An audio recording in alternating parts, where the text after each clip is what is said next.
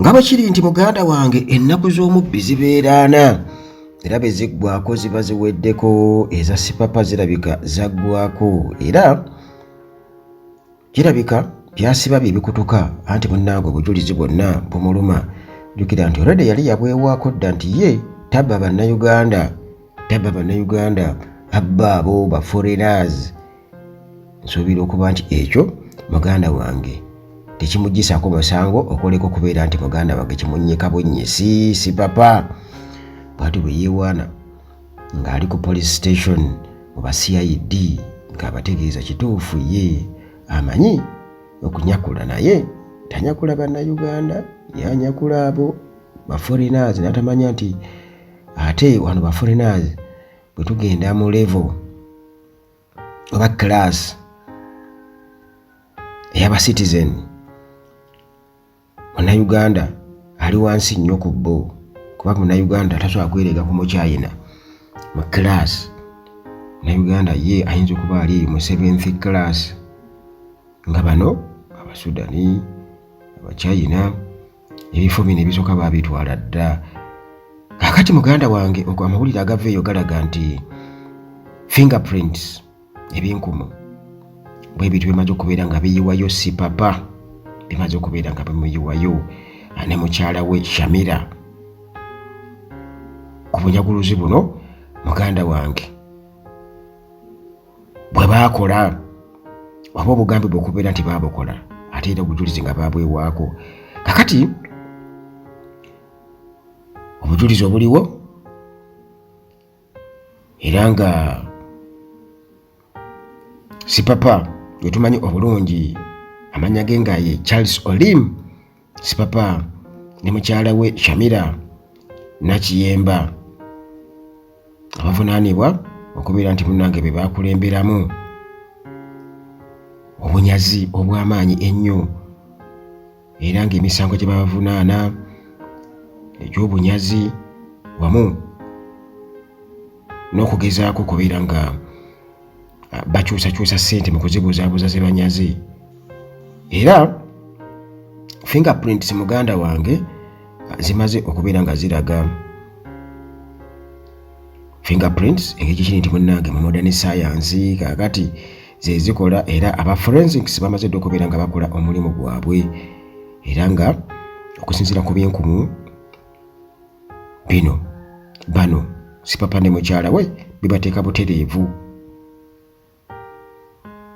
nti oba bikakasa nti baali ku crime scene okusinziira munnange ku bujulizi obwavudde eri Pius Chanimong, ono nga expert mu field eno eya forensic science. kakati kino Chanimong bw'awadde obujulizi muganda wange kiba kiraga nti si papa butereevu ne mukyala we bali butoola ne keesi eno era balina okubeera nga bavunaanibwa. kale bw'atyo munne ng'akulembeddwamu senior state attorney Edward Muhumuza Chanimong bw'atyo yayingidde kooti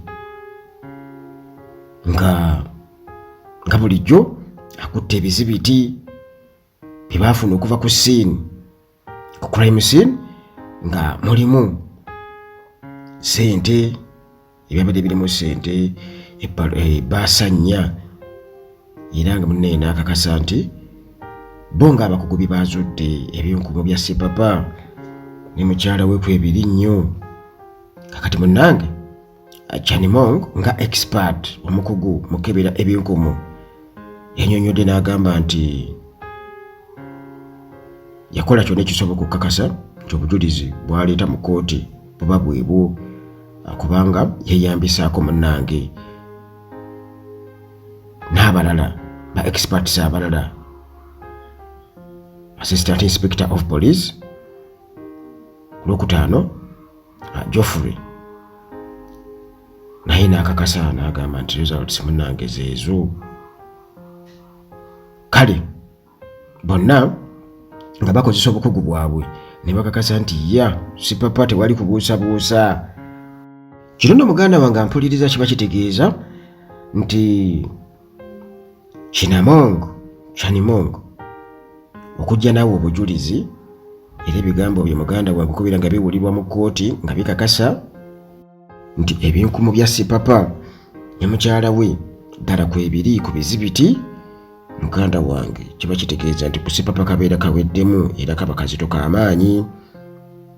k'amaanyi naddala eri baloya baabwe abawuliriza abavunaanwa, kaba kazito k'amaanyi kubanga ebinkumu munnange biba byasangiddwa ku bbaasa. Tewaliwo gamba nti oba oli awo bano baali mikwano gyabwe baasooka ne bakola bati oba bwe bati. Kakati kinajjukirwa bulungi nnyo nti munnange Sipapa nga bwe tuwulidde ebyo byonna nga bimuyiwayo ne mukyala we Nakiyemba, bano ababiri muganda wange bavunaanibwa ogw'obubbi. Babba abantu babiri era nga kigambibwa okuba nti muganda wange bababbako emitwalo gya $229 n'ebintu ebirala omuli amasimu, flat screen ya Samsung wamu ne Apple MacBook August nga 29/22. Kigambibwa okuba nti Sipapa balina ebiragalalagala bye bakozesa era mu kubifuuyira mu ngeri ya kalifomu bwe bagenda okubba ne beebaka Sipapa ne mukyala we Nakiyemba. Mbo ne beebaka ne babeera nga tebategeera olwo munnange bo ne beekola ekigenyi. Sipapa ng'oggyeko okubba ne mukyala we Nakiyemba, muganda wange emisango gye baliko egy'okugezaako okubuzaabuza ssente nga baziteeka mu kiro nakiriri, bagezaako okugula ebintu eby'enjawulo era nti baali bakozesezzaako obuwumbi 7,500 mu z'Uganda nga bagezaako okukola ebintu eby'enjawulo, nti mwalimu okubeera nga bagula ebyuma ebya disco oba sound system, emmotoka, bagulako ebintu ebirala ebikozesa amasannyalaze n'ebintu ebirala eby'ebbeeyi ennyo. Oludda oluwaabi lugamba nti ebyo byonna babikola okubeera nga babuzaabuza ensibuko ya ssente, bagezaako okubuzaabuza bagula ebintu ebitategeerekeka. Kale bw'atyo munnange omulamuzi Michael Erubu yagambye nti omusango gujja kuddamu okubeera nga guwulirwa Novemba 12 nga balina obujulizi obulala ate balinda n'abajulizi abagenda okubaawo mu kujulira mu musango guno. Sipapa oba alinawo abajulizi abagamba nti nedda teyakikola oba aliwo kwewolereza nga bali bwe baleeta abajulizi. Nange shopizi mbi ojjukira Sipapa bamukwasiza emmundu wano agenzi wali ekamoja akubye amasasi mu ggeeti. Sipapa bamuwadde abakuumi, abasirikale abakuumi, naye abakuumi bagamba nti Sipapa bannange mumuleke mumutugjeeko, tasaana kubeera ng'akuumibwa kubanga omusajja akutukozesa ensobi atuuka mu kuwona atwanga otuwa ebiragiro. So Sipapa ng'afuuse komanda wa SFC, vuga oyite wano, vuga abo batomere.